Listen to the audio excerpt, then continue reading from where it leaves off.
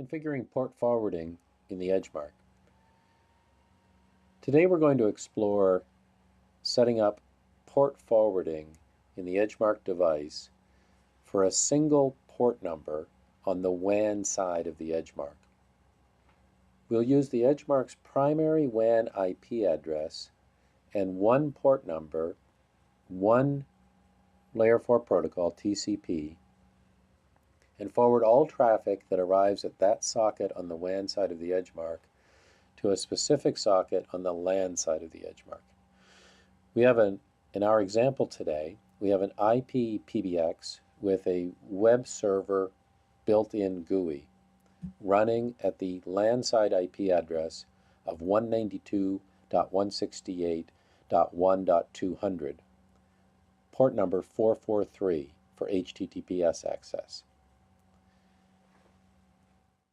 We'll set up port forwarding in the Edgemark, and we'll designate a port number, port 49,000, at the WAN IP address 10.10.1.12 to forward directly through the Edgemark to the socket 192.168.1.200:443.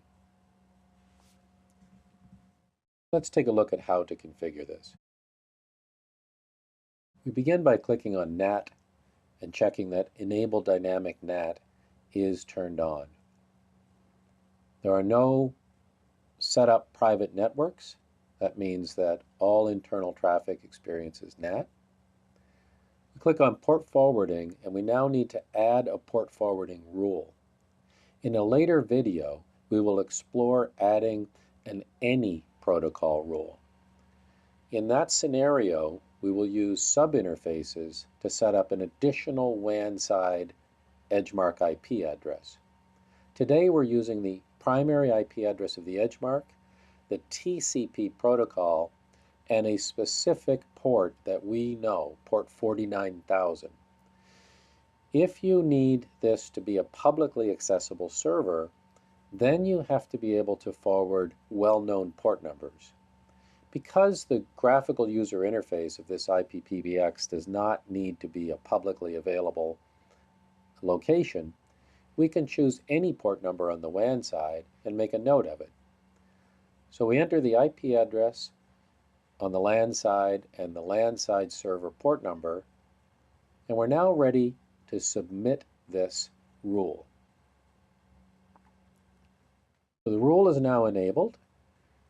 Let's try accessing the IP PBX on the LAN side of the Edgemark from this WAN-based computer browser.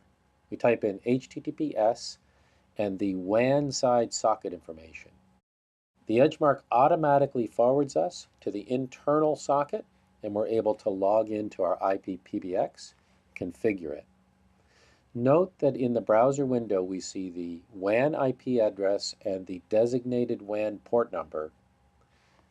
Inside the Edgemark on the LAN side, this device sees traffic coming into its socket 192.168.1.200:443. We're also able to continue to access the Edgemark GUI at 10.10.1.12, both port 80 and port 443.